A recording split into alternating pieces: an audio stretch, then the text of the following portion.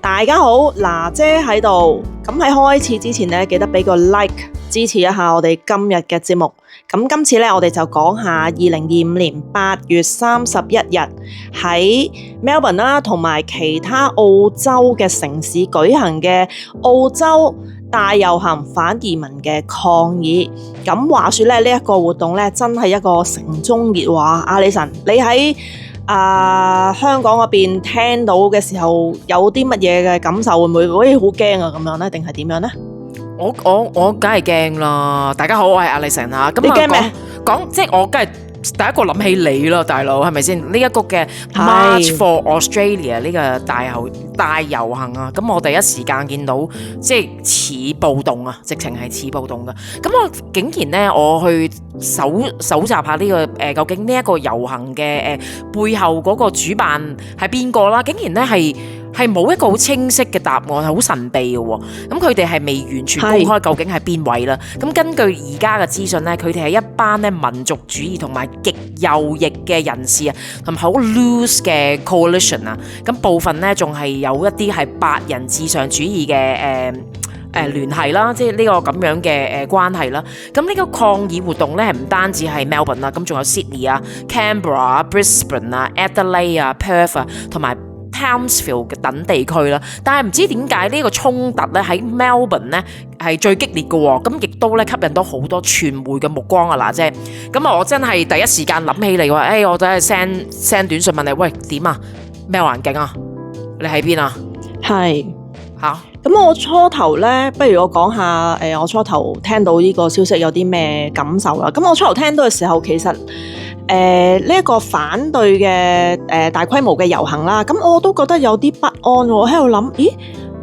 係咪佢哋唔中意我哋咧？點解咧？我哋究竟即係做錯咗啲乜嘢啊？點解無端端有個咁嘅遊行，好似俾人有啲歧視或者討厭嘅感覺？咁澳洲咧係一個建立喺多元文化基礎嘅國家上面，咁呢一啲遊行咧會有少少咧令到本地嘅移民咧就感覺到不安啦，同埋好似有種被不受歡迎嘅態度咁樣啦，咁亦都令到社會嘅氣氛咧有少少緊張咗起嚟咁樣。咁經濟壓力啦，同埋外界都有好多不同嘅觀點嘅資訊啦，咁就譬如話可能會話啲新移民令到啲屋咧就唔夠住啊，或者係工作唔夠分啊，咁就助長咗有少少反移民嘅情緒啦，係咪？咁而主辦方咧，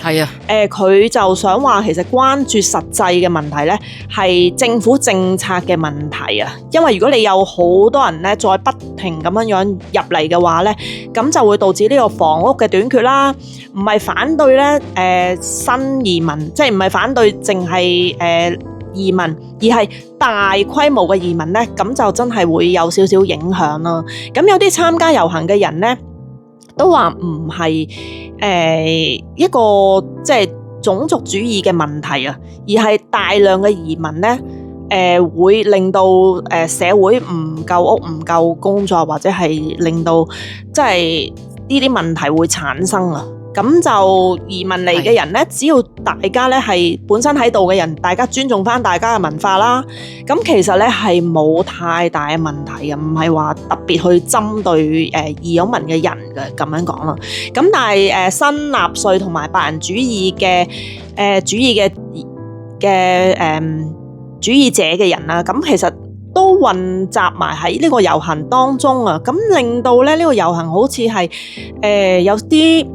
將個焦點咧轉咗去呢個種族主義同埋呢個極端主義，而引起咧好大嘅爭議啦，同埋譴責啊。咁阿李晨，你有冇留意到咧衝突啦，或者係拘捕啦，甚至係對原住民嘅主權營地嘅攻擊咧？咁呢一啲事咧，真係令到社會咧就有啲擔心啦，尤其係一個以移民為基礎嘅國家。係噶，喂，咁其實頭先你講啊，即係嗰個居住個個都係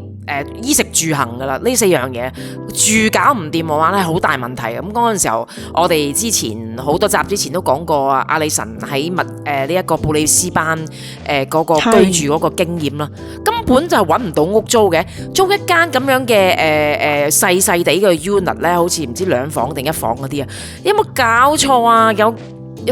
幾十人排隊去睇一間屋喎，即係根本係冇呢個 demand 係太高啊！咁所以咧，我係個人咧係親身咧係經歷過咁樣嘅，即係Brisbane 都係已經係好嚴重啊！咁我係完全係即係係經歷過啦，亦都係明白點解係咁樣，但係就好可惜咧，就係好多呢啲嘅即係搞嘢嘅分子咧喺度咧，令到呢一個整個咁樣嘅遊行嗰個意義咧扭轉咗，又變咗一個種族歧視嘅咁樣嘅角度，咁啊變咗就有啲唔係咁好啦。喂，咁而家咁樣嘅情況底下咧，喺日常咁樣嘅運作，又點樣影響到你哋而家 Melbourne 嘅居民嘅生活啊？咁就社會嘅氣氛就有少少緊張啦。咁雖然冇話特別咧，就係針對喺呢度生活嘅移民啦。但係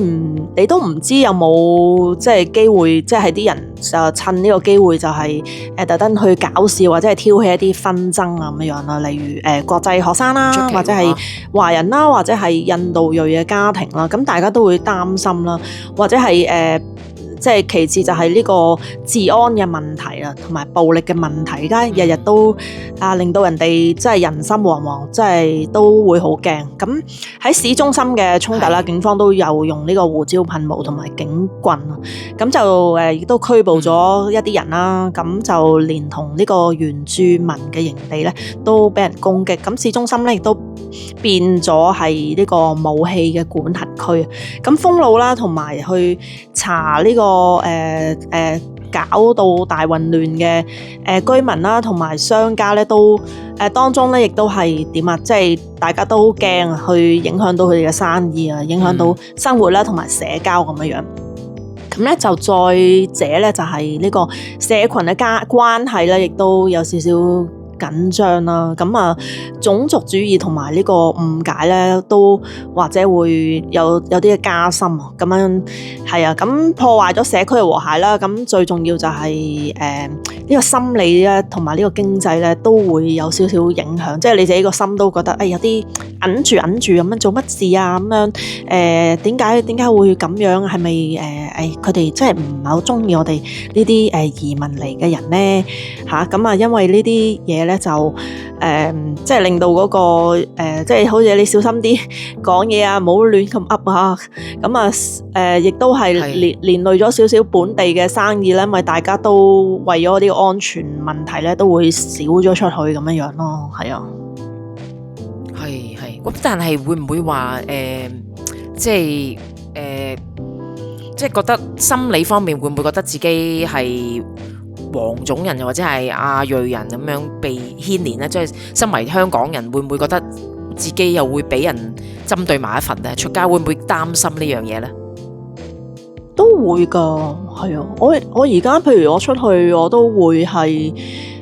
一早出去啦，咁就乒鈴乓啷搞掂晒啲嘢咧，就即刻碌翻屋企咁樣樣咯，就避免喺個 shopping centre 嗰度即係行街啊或者剩啊咁，其實都有少少心理影響。你又唔知會唔會邊啲人拿住啲刀啊咁衝入個 shopping centre 啊，揸住架車啊咁樣懟入嚟啊咁樣，真係喂，你真係唔知道會有啲咩事啊，係啊，都會驚㗎，係啊。係，因為始終呢啲遊行咧，有啲人咧就會趁機會搞事，我哋都會見好多呢啲唔同嘅國家都會係咁樣，即係遊行啊變做暴動咧，就係一個好即係唔係新聞嚟嘅。咁阿娜姐都會有少少憂慮，即係人身安全會唔會係咁樣呢？會啊，因為你嗰個遊行入邊係混合咗一啲支持巴勒斯坦嘅人啊，咁你又唔知佢哋想搞啲乜嘢啊？咁佢哋又好，即係都講明自己係 racist 啊，唔係屈佢，佢自己係認咗話自己係 racist，咁你都驚啦，大佬，佢見到你喂，咁啊可能整下你啊，你都真係唔整死你都嚇親懵啦，係咪啊？係啊，呢啲嘢咧就最驚有一個人帶頭，一帶頭咧有一班懵仔咧就跟住去啊，即係最驚就係有啲咁樣嘅事情。我諗其實咧反移民咧呢個抗議咧對澳洲嚟講唔係一啲咩新鮮嘅嘢嚟嘅喎。例如咧喺1996年至到1998年咧，Pauline Hanson 同一個 One Nation 嘅遊行咧喺 Sydney 同埋呢個 Brisbane 裏面咧都係有呢一個咁樣嘅遊行咧，就係被呢一個嘅。即係講過話啊，呢個國家咧被呢個亞洲人淹沒咯，即係有啲咁樣嘅言論，咁樣又差唔多有每場有100人至到500人參與啦，咁啊專係針對呢個亞洲移民都有發生嘅喎。咁跟住呢個2005年12月啦，呢一個嘅克羅盧拉呢一個嘅騷亂啦，喺 Sydney 啊有5000人反呢個黎巴嫩同埋中東移民，咁啊反即係呢一個嘅亞裔呢個情緒又高漲起來咯。咁跟住2015年至2016年呢個 Reclaim Australia 遊行喺呢個 Brisbane 啦、Sydney 啦，搞咗20場多嘅反呢個伊斯蘭化呢一個咁嘅嘢啦，針對呢一個嘅亞洲移民啦、買樓啊呢啲咁嘅問題啦，搞到呢啲亞洲人咧，即係突然間又有呢咁嘅壓力咯。咁跟住呢一個嘅2020年至到2025年呢個國家社會主義網絡 NSN 抗議啦，咁啊又係呢一個反華裔同埋印度啦，咁啊真係到而家咁樣，咁就都唔係隔到好耐又嚟咯。咁點？咁嗱，即係你覺得即係喺 Melbourne 而家咁嘅情況，你本人有啲乜嘢説話想對呢一個政府啊，或者啲 official 啊，有啲乜嘢嘅comment 啊，或者 advice 啊，實星斗市民，你會點樣去憶述你而家覺得嘅情況啊？咁樣點樣呢？咁啊，作為即係自己一個嘅個體嚟講咧，咁我覺得你無論生活喺邊度咧，就最緊要先做好自己啦，咁係尊重別人啦，係啊，咁啊政府同埋社區咧都要即係比較努力啲去推廣同埋包容呢個反對種族歧視嘅宣傳啦，咁就幫助大家咧建立多啲安全感啦，同埋團結啦。咁樣啦，咁你覺得你有咩可以做？其實我覺得我哋可以做嘅都唔係好多，係咪啊？其實即係嗱，我哋可以避開唔去呢啲地方啦，公眾多嘅人又唔去啦，即係總之就斬斷晒唔去同佢哋去接觸去 connect 啦，咁啊保持自己嘅安全啦，又或者幫下即係去有啲老人家咧自己一個人住啊，或者老人家兩公婆咁樣，即係幾廿歲啊，咁啊我哋又去或者去睇下佢哋究竟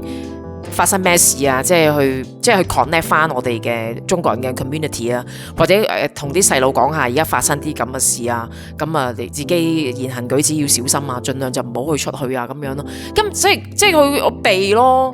唔係點啊？可以點啊？即係冇乜其他噶咯喎。係啊，係嘛？咁大家又有啲乜嘢嘅建議呢？或者係你自己嘅感受又係點樣樣呢？咁啊留言同我哋分享啦。咁我哋下次再見，拜拜。好。